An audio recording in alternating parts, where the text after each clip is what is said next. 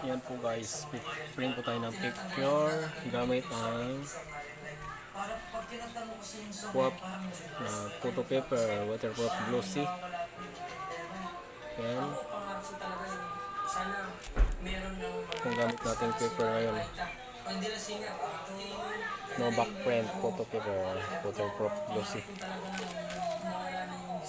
Yan, tapos yan pong gawa natin na print. Ito po yon gamit ang Epson L3210. Ayan. Tapos ito po yung result. Ang linaw guys, ang linaw, napakalinaw. Ayan. Yung settings natin guys, ito pakita ko sa inyo.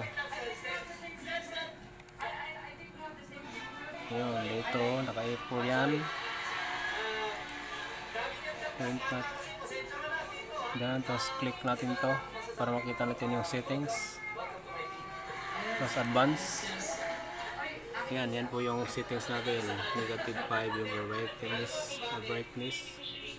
Then dito po tayo nag-adjust. Negative 5. Yan po yung settings natin guys. Yung labas mo. Alright. Huwag pong kalimutang mag-subscribe. Thank you for watching.